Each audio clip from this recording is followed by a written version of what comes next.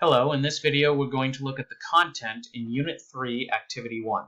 And in Unit 3, all of the activities, we're going to focus on a novella, which is a short novel called Animal Farm. So you're going to be reading a book in this unit. And in Activity 1, we'd like to introduce the book and get into the first 3 chapters. And so to start with, I want to go back to the word novella. The book we're looking at, Animal Farm, is very small. It's not a full novel, so we call it a novella, which is a term for a short novel. So it's kind of in between a short story and a novel in terms of how long it is. The author of the book is George Orwell, who's one of the most famous authors of the last 100 years. He wrote a number of important books. Animal Farm was one of them. Another one of his books that you might have heard before is 1984, which has been referenced and talked about a lot since it first came out over 70 years ago. So the first thing I'd like you to do is I'd like you to read a biography of George Orwell, the author, and get a sense of who he was and what his life experiences involved, because he's very much going to write about the things he cares about and write from the point of view that he has. And he was someone that very much supported the poor and the working class and didn't like that the rich and the powerful take advantage of the poor. And you'll see that perspective come through in the book we're going to read. You'll also be able to check out a little video here. It's from biography.com, and it's just a quick little video about George Orwell, again, giving you a little background on the author. It's always important to know who the author is before you read a book, because it helps you better understand what you're reading.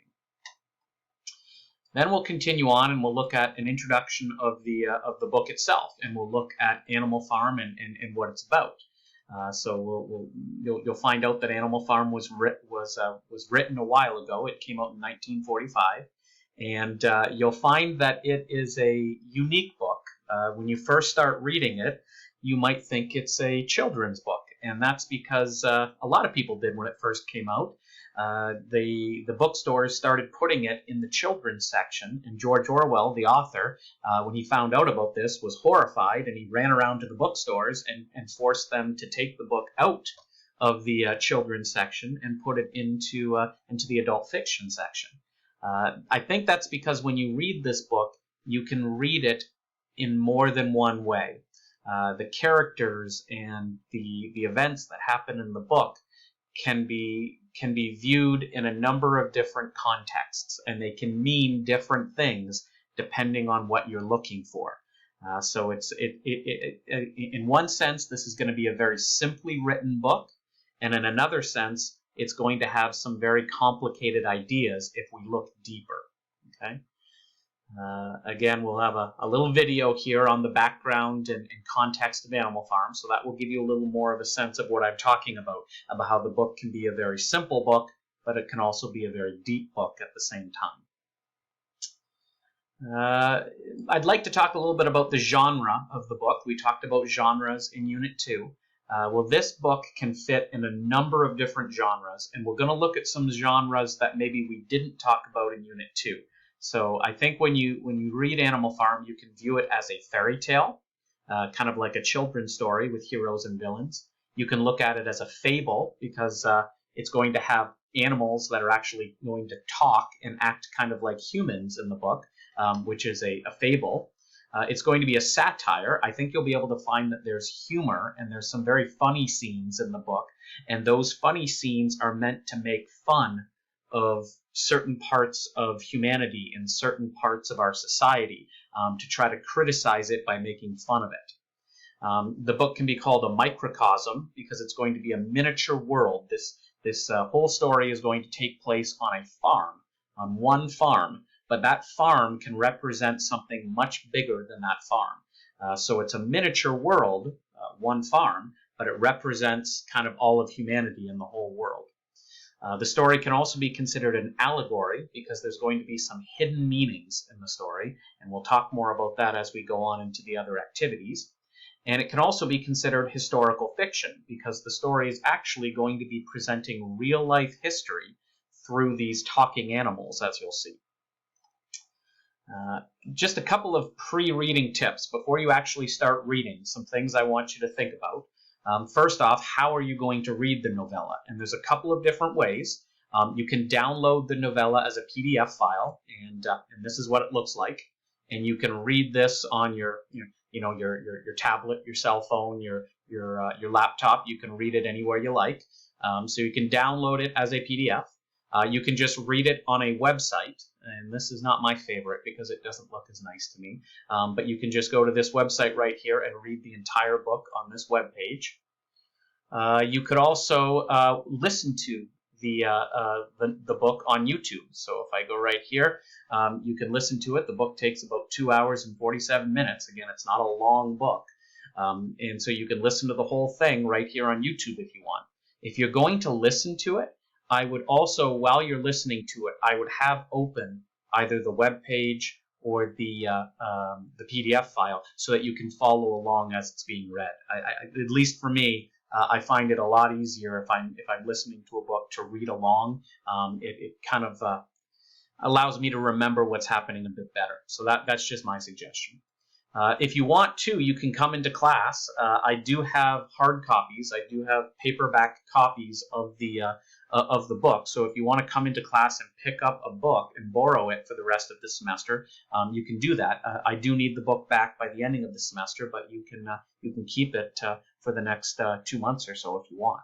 Okay. Secondly, I've provided you chapter questions. Okay, so every activity will have a set of chapter questions. In this case, you have Animal Farm response questions, chapter 1 to 3. Okay, these chapter questions are not to be submitted. As it'll say here, the chapter questions are not graded, but they act as your study guide, and they'll help prepare you for the assignments that you have to do in Unit 3, and they'll really help prepare you for the final exam, because I will ask questions about Animal Farm on your final exam. So I would suggest, while you're reading, to answer the chapter questions, or if you want, wait till you've finished reading each chapter and then answer the questions. If you take a look, if you download the questions, this is what they look like. So you've got chapter 1 questions, chapter 2 questions, and I put them all on their own page, chapter 3 questions right here. So if you can answer these three pages of questions, and you can write them any way you like. You don't have to write them out in a professional paragraph manner or anything like that. These are just for your notes to make sure that you're understanding.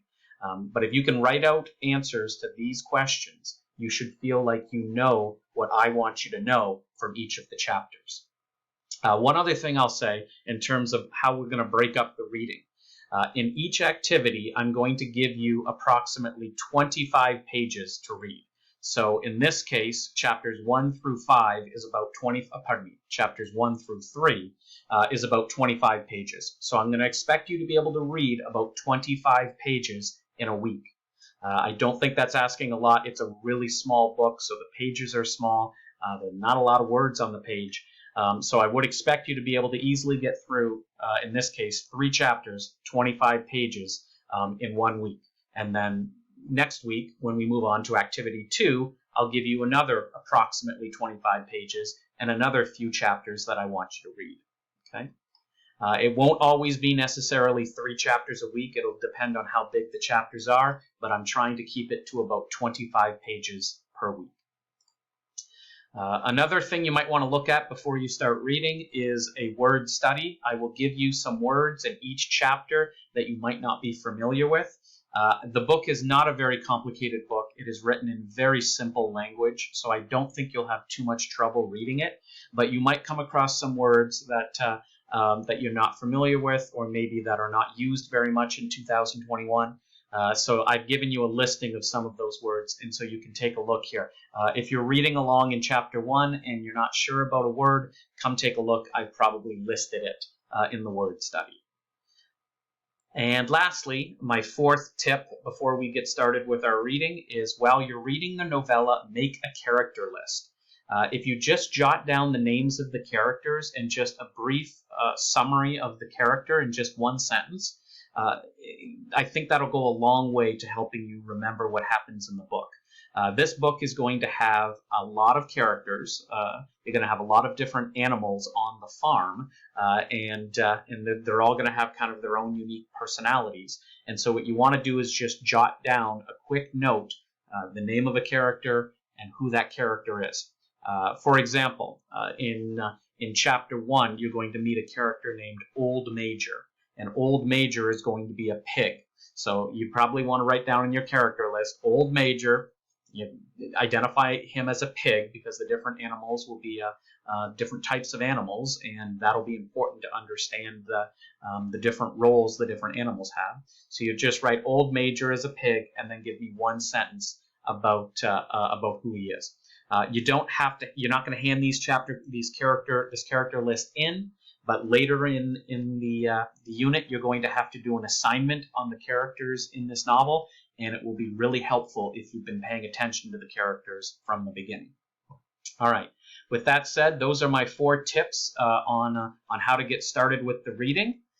My last bit here, it says required reading for this activity. You're going to read chapters 1, 2, and 3 of Animal Farm, and you're going to answer your response questions for chapters 1 through 3, and then you can move on to the assignment page and tackle the assignment for this activity.